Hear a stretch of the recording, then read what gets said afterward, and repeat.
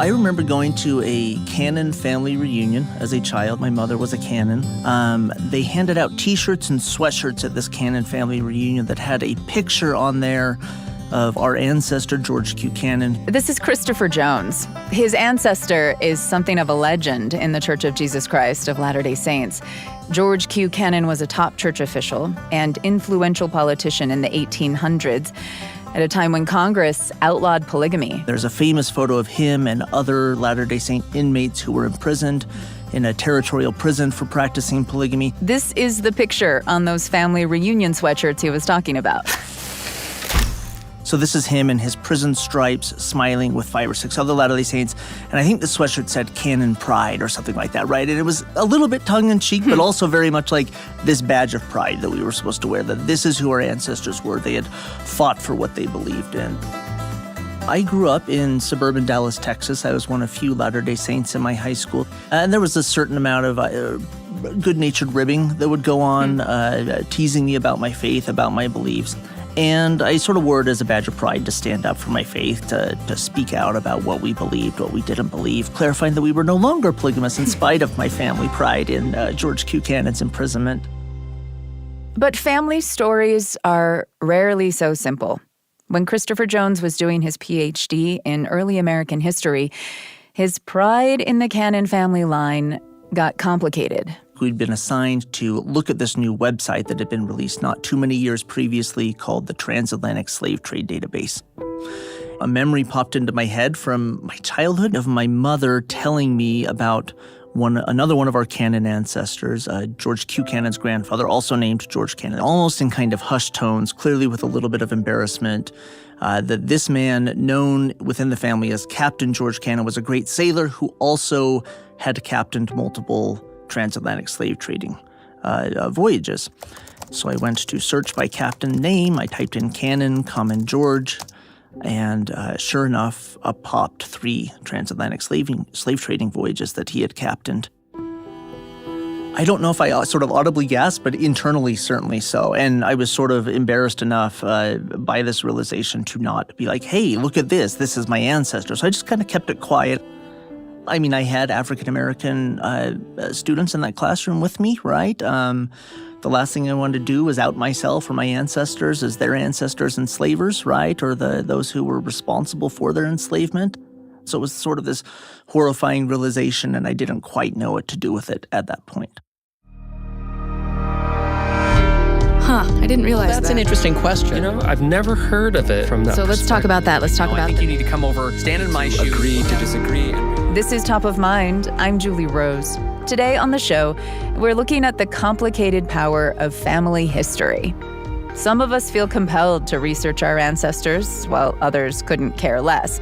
But with the recent boom in DNA testing and countless television shows asking the question, who do you think you are? More and more people are digging into their roots. And what then? How do the stories of our past shape our present? How do we reconcile the imperfections of our ancestors with the stories of our family heroes? What responsibility do we have toward our ancestors' actions, good or bad?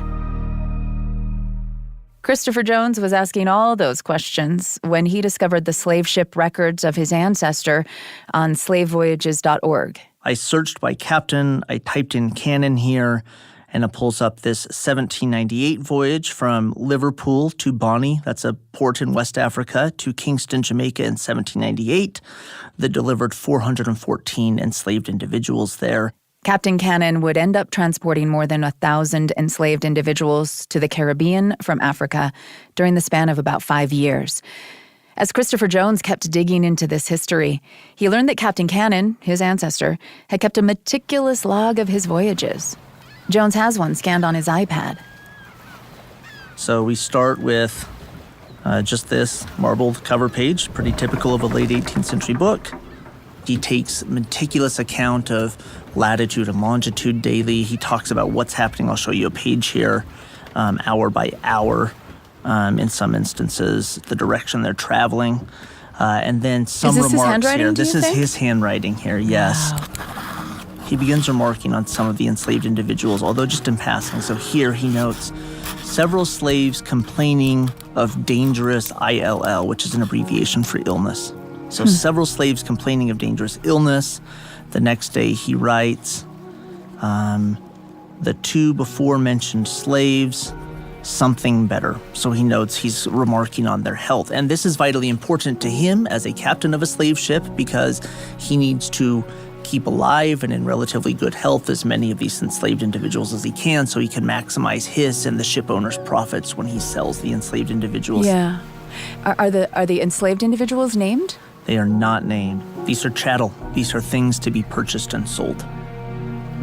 Maybe I can show you another entry here that I think highlights that a little bit, and it's sort of a difficult thing to read and talk about here. Let's see here. So again, 9 slaves complaining, occasioned by the weather, paid attention to keep their feet dry. And then again, how much they're keeping there. The very next page, just this single line here, buried 1 male slave. And again, this is buried at sea. This means they took that body and they threw it overboard into the depths of the Atlantic Ocean. What I'm struck by here is the routineness or the lack of seeming concern for the death of this individual. It's simply another note in the logbook, sandwiched in between notes about how much food they have left and about the weather that day.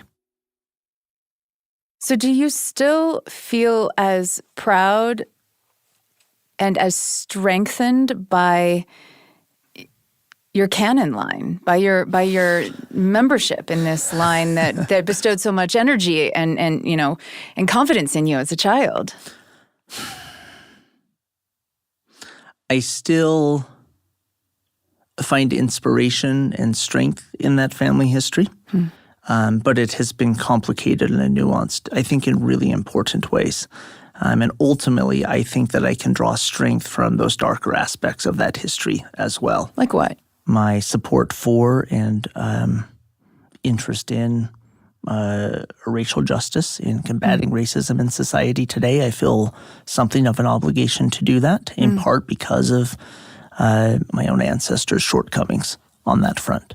It forces me to think about who I associate with, the institutions I belong to, whether those be professional or ecclesiastical or otherwise, and think about their own complicated past, about their own complicated presence, and what I can do to try and make those things better instead of just sort of blindly participating in them and furthering, maybe problems associated within them. Are you raising your children on the stories, the canon stories, the Jones stories? So my daughter was in 4th grade this year. She attends a public school here in Utah. And all 4th graders in public schools in Utah research and write a county report on one of the counties in Utah. And she chose, with just a little bit of influence for me, Garfield County in south central Utah, where my grandmother, her great-grandmother, was born and raised in Panguitch. And as part of the research that we put into this, we went well beyond, I think, what most 4th graders do in looking at the internet and maybe checking out a couple books at the library. We spent a weekend down in Panguitch and touring Garfield Canyon. We went to the local historical society. We looked at original documents. Oh, wow. We researched the kind of indigenous history of these people. We talked about her ancestors that originally helped settle this place when they came west with Latter-day Saint pioneers in the 19th century. And my daughter asked a really, what I thought was good and thoughtful question, and that was, what did our ancestors do, or how did they interact with these Paiute peoples that were living here previously? And it kind of stopped me in my tracks a little bit, but it provided another opportunity for me to talk to her about this. And I said, I don't know about the specifics of our family line, but here's what we know about Latter-day Saints' relationships with Utah's indigenous peoples when they came. And I shared examples of some of the more harmonious interaction between those two broad groups of people and some of the less harmonious, more violent interactions, right? The displacement that occurred the adoption and indenturing of some Native children by Latter-day Saint families, the placing of Indigenous children in Latter-day Saint homes and schools, all under the names of Christianization and civilization that often stripped these people of their, or attempted to strip these individuals of their Native identity and really severed them from their Indigenous communities. And so we talked about those. And again, I tried to do this in an age-appropriate way, right? And she asked further questions. She said, does that make, our Latter-day Saint ancestors bad people, right, because of what they did?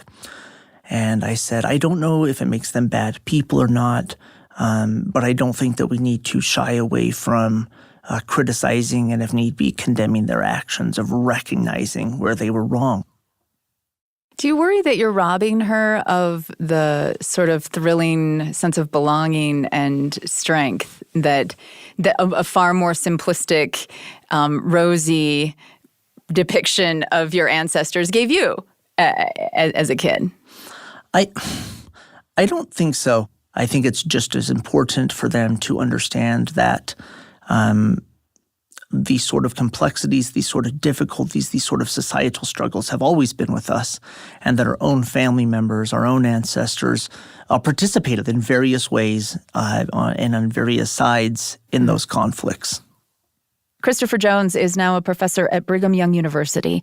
He teaches a class on family history research and another about the history of slavery. And he enlists his students in studying those ship logs of his ancestor. In one of those classes, a student was upset to realize that she too was related to Captain George Cannon. But Jones says despite the potential for discomfort, he tells his students it's always better to know your past. If we want to understand the world in which we live today, we need to understand the history of that world. If we want to understand ourselves and our families today, we need to understand those family histories. And so simply ignoring that doesn't make it go away. And I'm convinced that being a historian and being a family historian and doing that work and delving into those more difficult aspects of our past can make us more empathetic people in the society, can make us more tolerant, can make us more committed to justice for all, can make us better husbands and wives and children and fathers and mothers, can make us better friends, can make us better neighbors, and can make us better colleagues, and hopefully can leave our children with a better legacy and a better world to live in as well. Why do you think it would make us more empathetic and better all of those things rather than drive further divisions along racial lines? Like, do you see that in your classes? I mean, because you could also see kind of an us and them and like the enslavers and the enslaved and sort of like, look at all this ugly awfulness. Like there is still a lot of racism and discrimination and strife in our modern society. How does this actually bridge rather than inflame? Because nobody's ancestors were purely good or purely bad.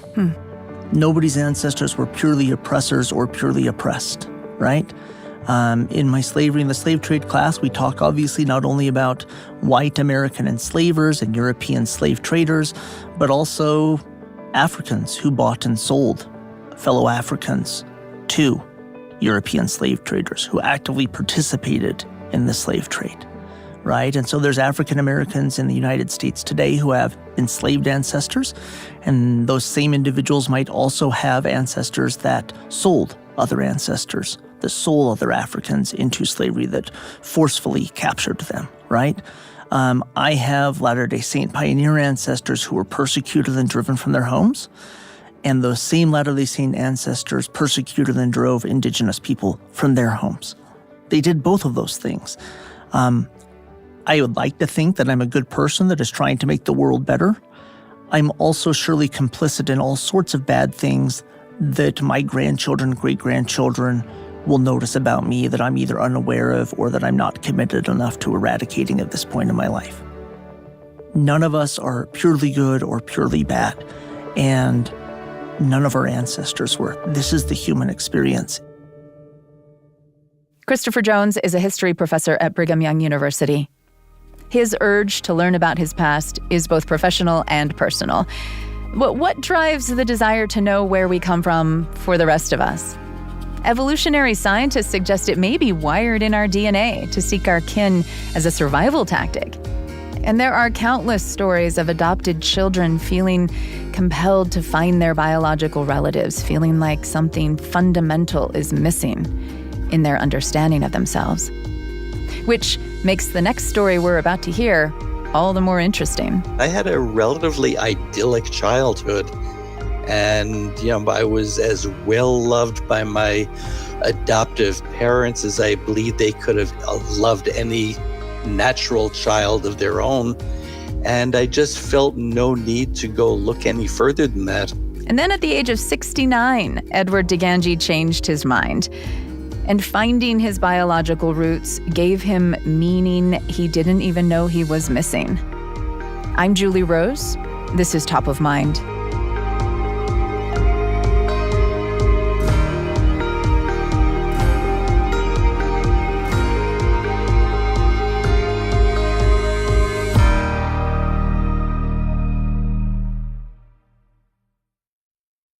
I'm Edward DeGangi. I live in Hillsborough, North Carolina. I'm 74 years old.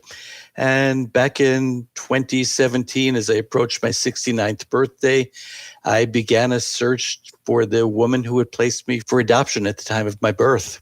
So DeGangi was not one of those adopted children who hungered to know his biological parents. The interesting thing is that I have no recollection whatsoever of my adoptive parents ever telling me I was adopted.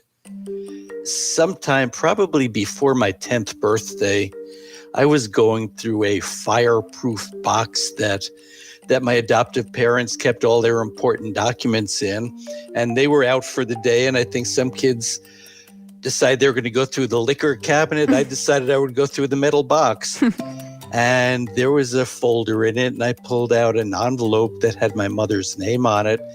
And when I pulled the documents out, one was a birth certificate from New York City that read Certificate of Birth by Adoption. It listed the child as Baby Norowski.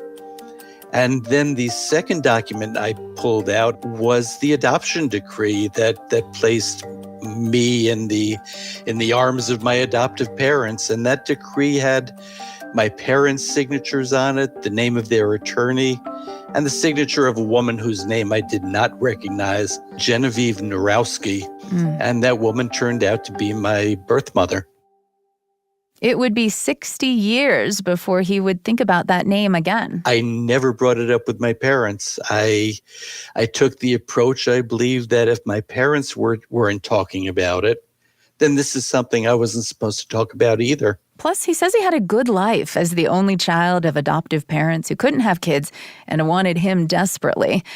He even felt deeply connected to their ancestry. My adoptive father was of Sicilian heritage, my adoptive mother Ukrainian, and the Sicilians were loud and raucous and loving, and I enjoyed being with them.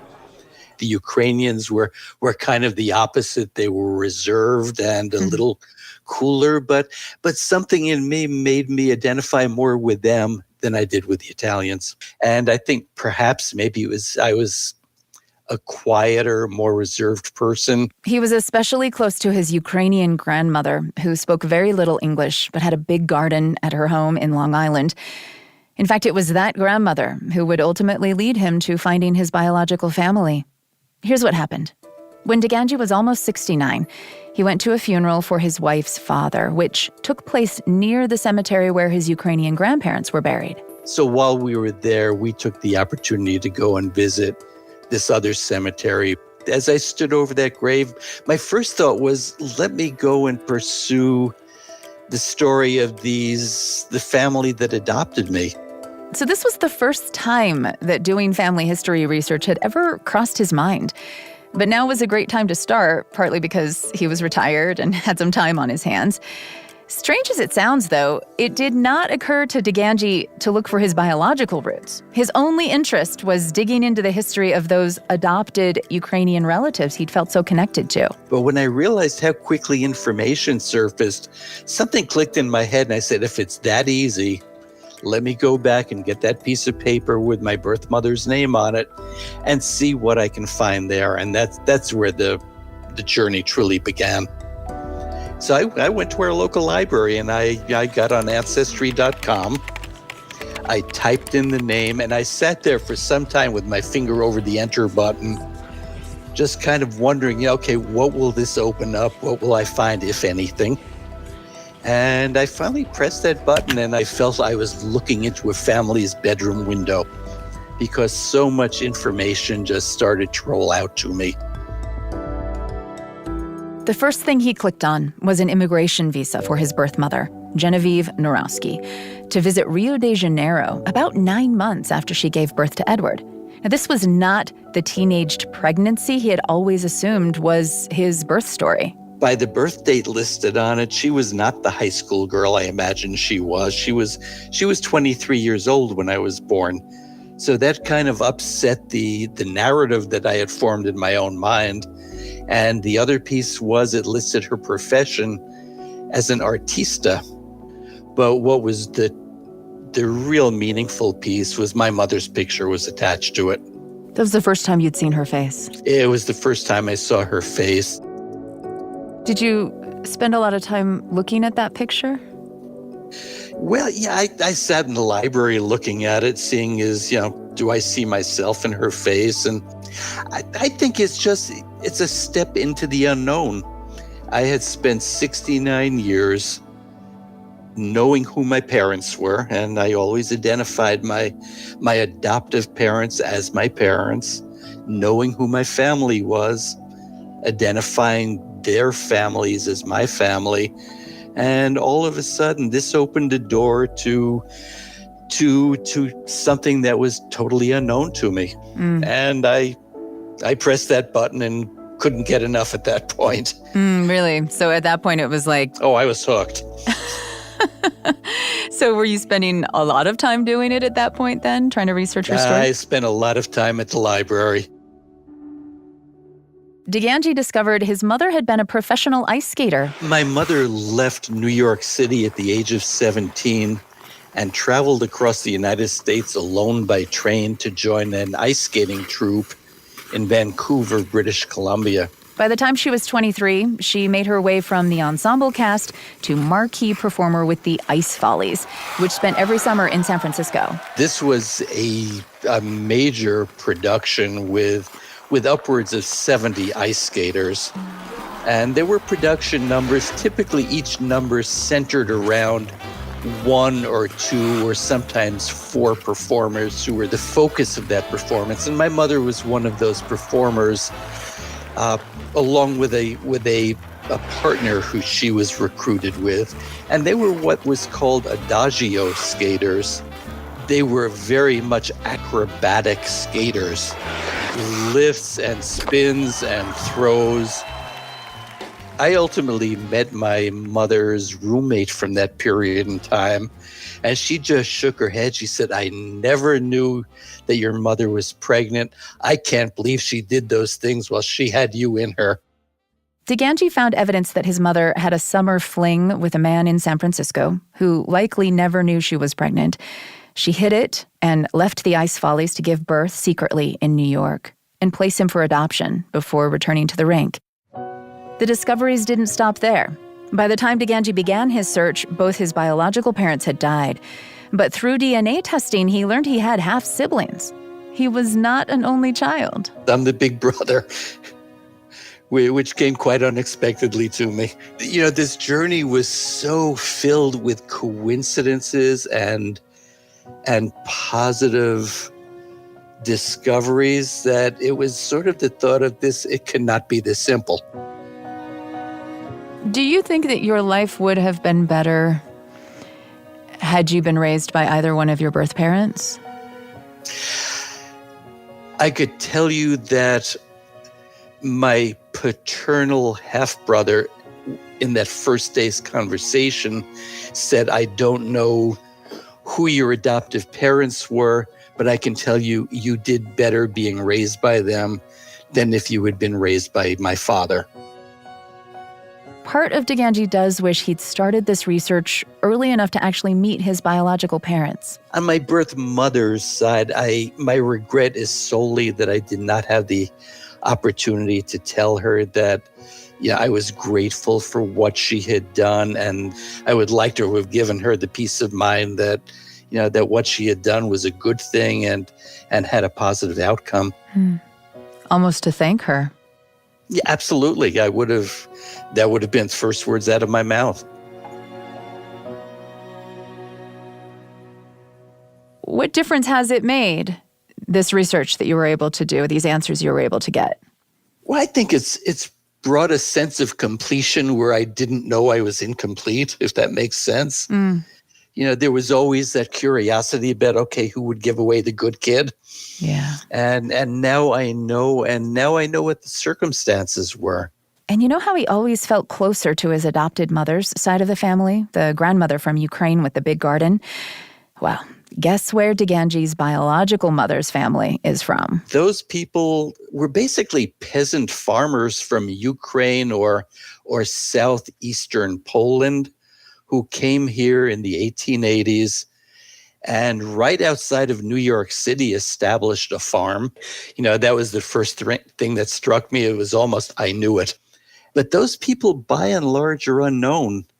When I've met my maternal first cousins, I've said, what can you tell me about that side of the family? And basically they shrugged their head and said, don't know a thing. Don't have a clue. And it was a very large family, which has basically evaporated. And Deganji feels compelled to capture as many droplets as possible from that family line before it disappears completely. As I was in the process of this search, we were in New York and we traveled out to Long Island and found the cemetery where my great-grandparents were buried. And I could tell you incontrovertibly that nobody had been there in years and years and years, and they were forgotten. And the feeling there is that, I could almost feel them kind of rise up and smile and say, thanks for coming. And it's just that, as long as one person is thinking about someone, they're not gone and they're not dead and they're not forgotten. This calling to preserve the history of his Ukrainian line has also taken on a spiritual dimension. His grandmother even visited him in a dream. Yeah, it's very interesting. I'm not a dreamer.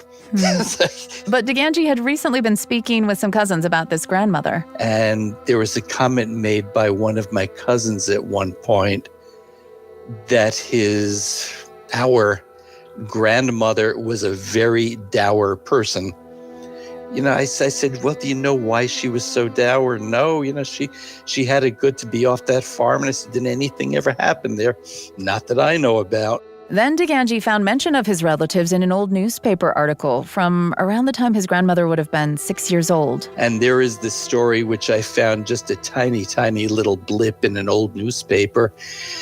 It appears that, the mother was doing some work in the yard and had a tub of water boiling, and the infant fell into that tub. Oh. And died as a result of that. And I think that scarred her older sister, who had been put in charge of watching her. And our grandmother was that 6-year-old girl who had been put in charge. When that grandmother came to Deganji in a dream, she was an adult. She didn't introduce herself. No, there was no introduction. It was just sort of an intuitive knowing. What did she say to you? The piece that keeps on coming back is, he said, I'm dour. If he heard what I heard and if he saw what I saw, he wouldn't have said that. And so my feeling is there was a reason for her dourness. And you were her confidant in that moment. She was sort of thanking you for taking the time to think more deeply about it. Nobody knows this, but you understand. Edward DeGangi has a book about his family history research. It's called The Best Gift Given. I'm Julie Rose. This is Top of Mind. You've maybe heard that genealogy is one of the most popular hobbies in America. Well, there is no real evidence to back that up, but I bet there is someone in your family right now who is crazy about it, if it's not you. I am not the genealogy nut in my family, I admit. That is my mother. But I have spit in one of those DNA test tubes. Almost a quarter of Americans have. There's more and more of us completely obsessed with genealogy right now in America, more than at any other time, I think. Why is that? Let's find out.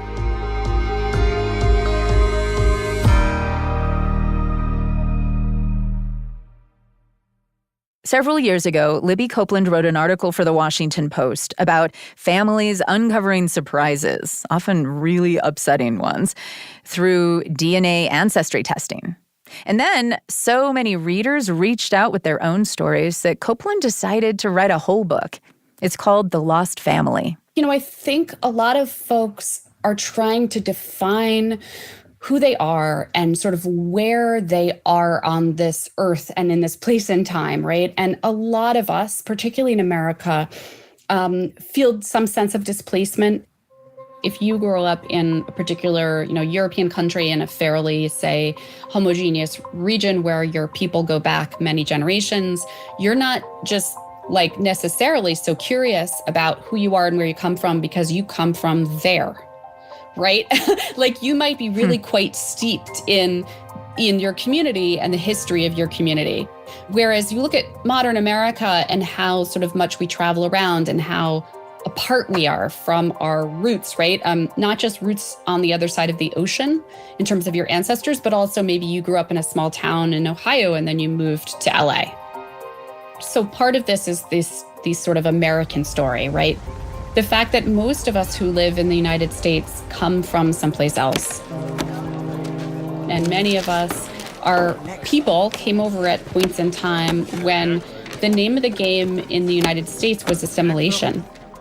Shedding a lot of the old country ways, foods, the accents, right? the stories, maybe even the religion, eventually over time. And a lot of Americans don't actually know where they come from. That was one of the things that surprised me, was how many Americans don't know, say, where their grandparents or great-grandparents came from, emigrated from, which is kind of amazing. While it's popular to research and talk about your ancestors right now, Copeland says that was not always the case in America. In the early days of the new republic, there was very much an anti-genealogical impulse because it was associated with Europe and it was associated with, this kind of obsession with aristocracy. So what you're saying is that the only people who would be obsessed with their genealogy were people who were doing it because they wanted to claim some sort of higher social rank, like I am, descended from the Earl of whatever, and therefore I am important in this society. And so that felt icky, I guess, to a lot of Americans. Yeah. Totally. And if they couldn't prove it, they made it up. Okay. Right? That was a lot of making up your family crest. And then sort of over time, there was more of an interest in it, right?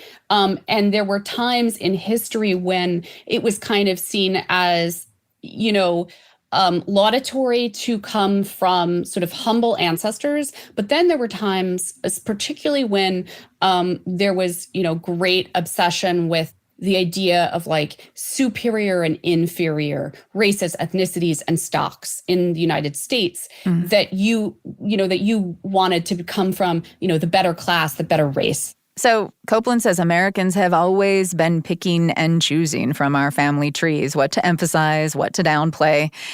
Although lately she's seen more and more people opting to simply add a new branch to the family tree when they learn they're not who they thought they were. Identity is not binary. It's not nature or nurture. It's not biology or experience. It's both. It's yes and. And if you make a discovery through a DNA test, for instance, that your dad is not genetically related to you, you may still call him dad. He may still be dad. But then there's this other man for whom you may not have a term who contributed half your biological material. And you may want to know about him, and that's not necessarily a reflection of your lack of love for your dad. It's just that yes to both. You want to know about both. And often, people have told Copeland they are glad to know the dark stuff, even if it's painful. There's a man that I write about in The Lost Family called Rosario. That was his name when I met him. He's since changed his name. But he believed that he was Sicilian.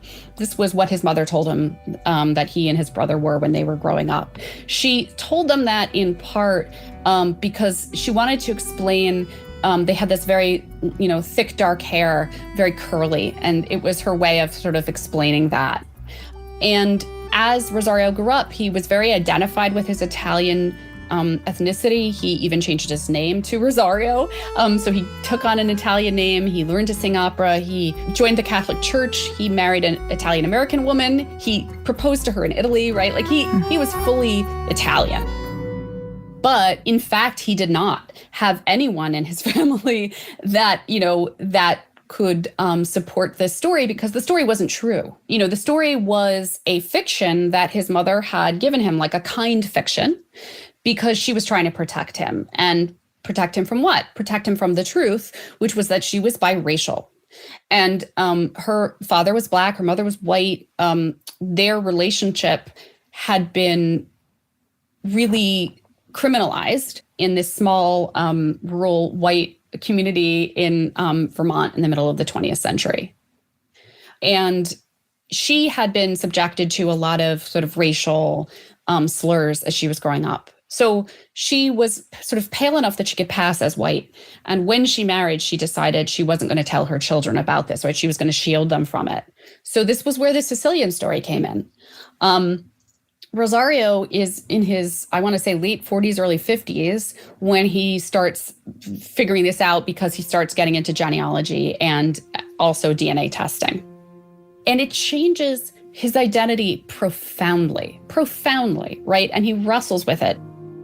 Could he call himself a Black man when he didn't have the lived experience of a Black man? He started doing outreach to his Black family members and becoming close with his relatives on his mother's side, right? And getting to know them. And it totally changed the direction of his life. He's like incredibly interested in the history of America. He's become a historian, involved in projects that have to do with history and race in America. So he's completely changed his life because of his understanding of the past.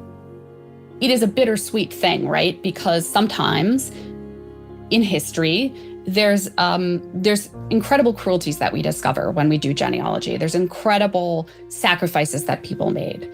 And yet it's also a gift, right? It's also this incredible gift to be able to reclaim it. And that's where he's come to now, is this place of being able to say, yes, the past, history, the kind of cruelties of history did this to my family. They broke up my family. They denied me this identity and these relationships with my relatives for a long time. But now, because of genealogy and DNA and the internet and other technologies, I get to take that back. And so that's a kind of an amazing thing, an amazing gift. That's journalist Libby Copeland, author of The Lost Family: How DNA Testing is Upending Who We Are. Rosario's story reflects an aspect of family history research that is unfortunately common for African Americans. Trauma is often embedded in ancestral discoveries. And there are practical barriers to getting beyond several generations on the family tree. It's sometimes called the brick wall. Here's genealogist Gaynell Brady. I live in New Orleans, and my family has lived in Louisiana around 300 years that I know of. For the most part, I come from formerly enslaved people. So what happens, because of the way that the census was taken back then, enslaved people, depending on the plantation, you are not going to find a first and a last name. It wasn't until 1870 that African Americans started to be, documented first and last name, male and female in age. When you get to the 1870 census, a lot of people consider that as the, like the brick wall census. So one of the things that African Americans have to do to tackle the brick wall of, genealogy is we have to not only research our family history, but research the history of those who we may assume was the last enslaver. And so in me doing that, the particular part of Louisiana where my family was from, I actually found a will of the family, seeing your fourth and fifth great grandmother's names on a will document with a dollar sign next to them. I cried. I really did. You're excited to see their names on that list because you found them and you have that piece of them again, but you're also like extremely sad, also sometimes sick into the stomach to see a dollar sign attached to a human being.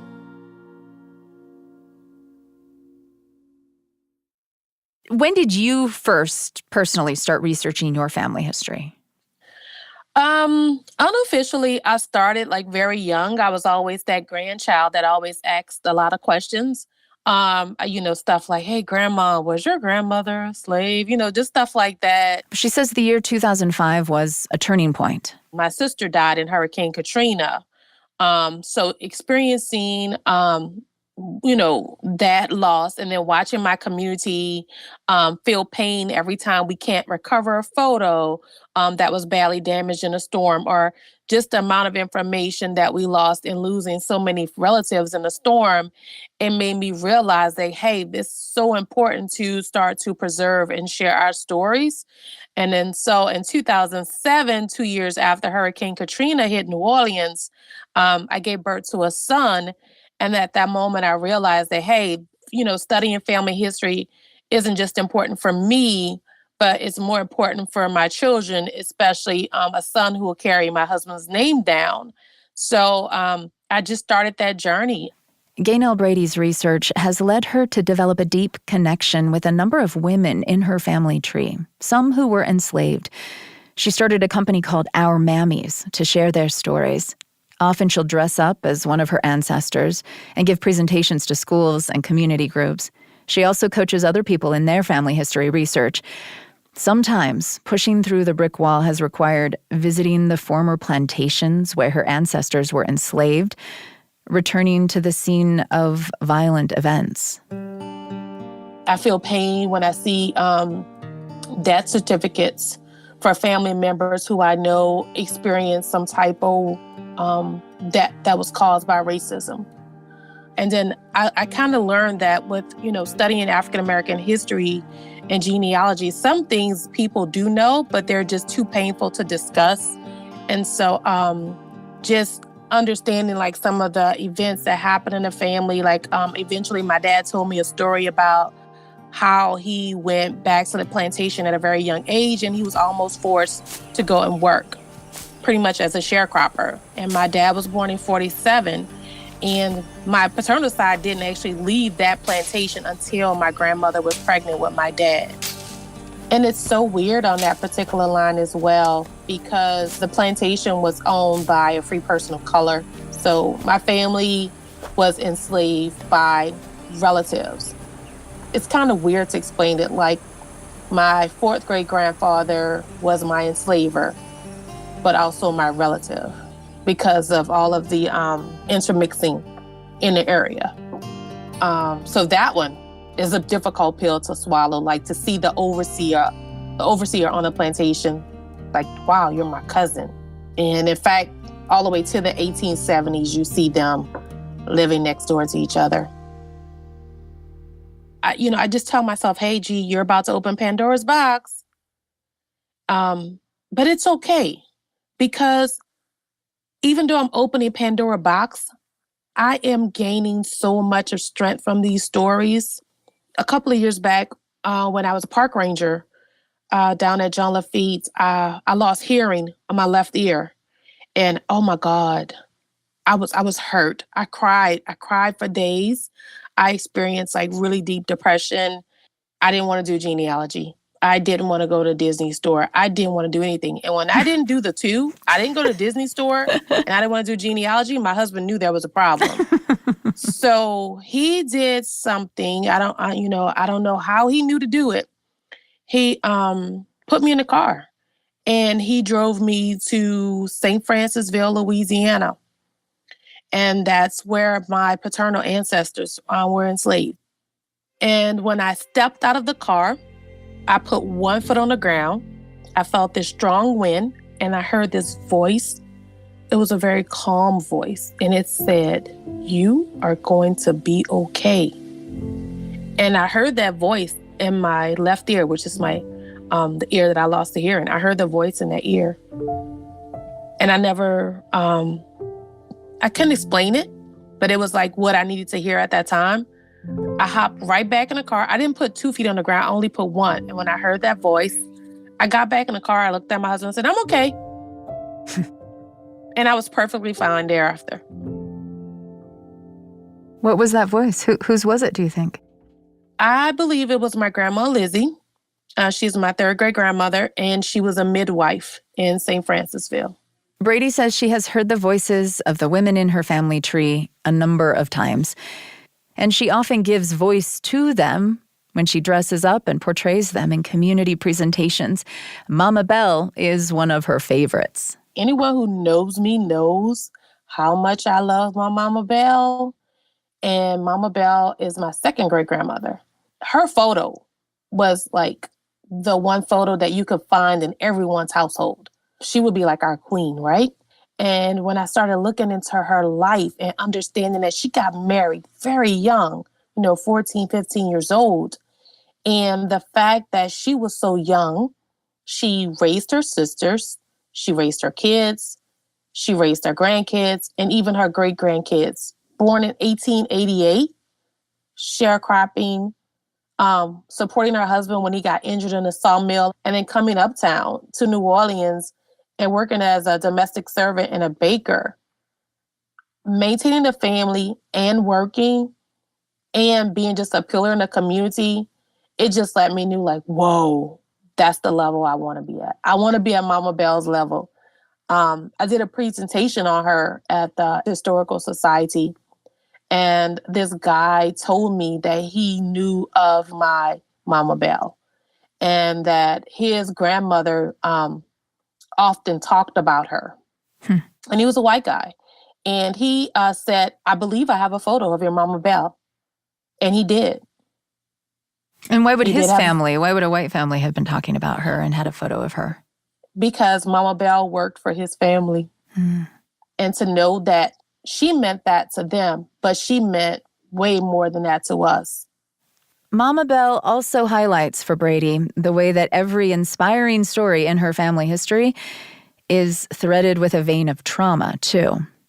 While Mama Bell was a valued member of her community, just a few generations back, her family's value was assigned dollars and cents. Remember that plantation owner's will that Brady found? Well, the name listed there with a dollar amount next to it was Mama Bell's grandmother. It's the one thing that anyone researching African-American history, you have to go back to where your ancestors were enslaved. And I know it's painful, but it's powerful because the fact that you are here shows how strong they were. And for me, it just reinvigorated me. It assured me that I was taking the right path and that, now more than ever, it's time to study genealogy so that way we can begin to heal our society and heal ourselves. What is the healing that you're envisioning, and how does that work through genealogy research? It's kind of like we were talking about earlier with the guy finding out, like, hey, his ancestor was a captain of a ship, right? Like a lot of people, it's painful, right?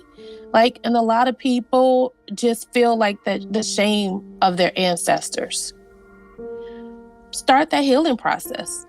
Share it. Make it public. Make your grounds accessible. I run into that a lot too, where a lot of the cemeteries are on plantations. And some people are having a difficult time accessing those cemeteries. One of the ways you can start that healing process is by making it accessible. Sharing the information, sharing the knowledge, sharing whatever you have, photographs, any of that, stories, anything that you know, just share it, even if you don't want to do it in a very public way because you feel that shame. Donate it to a university and work with historical organizations. And when people talk to you about the pains that, their families feel, acknowledge that and begin a dialogue so that people can begin to heal and begin to understand and have a mutual understanding of what it looks like for me to see my relative's name on a will and what it feels like for you to see your ancestor's name as the person who sold them. So I think we need more of those facilitated circles to begin that healing process. Gaynell Brady is founder of Our Mammies, which helps African Americans do their family history and share those stories. There's a group of researchers at Emory University who talk about this thing called a family narrative. The idea is that you can have three types: one that's all about the good times, one that's all about the bad, and one that says your family's been through good and bad times. And these researchers have found that last one, with the good and the bad, is actually the healthiest for a family. It results in the most resilient kids because it teaches the power of bouncing back. If there are only happy stories in your family narrative, well, you better not be the one to mess it up. And if the narrative is all bad, there's no getting out of it. Why even try? So doing family history research can build resilience and empathy in individuals, in families, and according to author Libby Copeland, whole societies.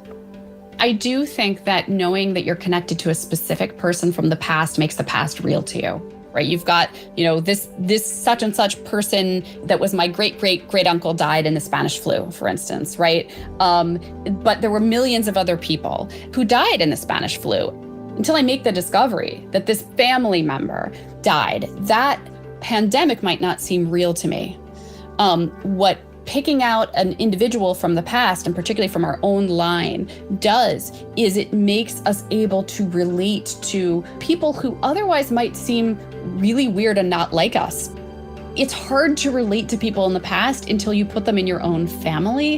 And then it's like all of a sudden, aha, you can see the straight line from them and you can see sort of the continuity of humanity through time. So it can be actually a tool for promoting empathy. Empathy through history and empathy across human communities, both, right? Because when you recognize that you come from a certain part of the world that you didn't even know you had a connection to, all of a sudden you're thinking about the people who live there, and maybe they're going through a war or a famine, and you're feeling connected to them in a way that you didn't before.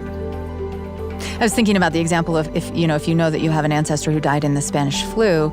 There is a global virus pandemic going on in the world, and that could certainly make you think differently, maybe even make you behave differently in the face of this current threat. Yes, it is a lesson in endurance and perseverance. It is a means of looking at the past and saying, I have been through this before, I am connected to those people, I can do it again. Top of Mind is a production of BYU Radio. Today's episode was produced by Elizabeth Miller, Ciara Hewlett, and Cole Cummings, with help from me. We had music and sound design by Jacob Molaski, Christian Makatel, and the post-production team at BYU Broadcasting. And if you haven't already, would you take a moment to leave a rating or give us a review on the podcast app where you listen to Top of Mind? That'll help other people find us and feel the power of thinking again. I'm Julie Rose. We'll talk soon.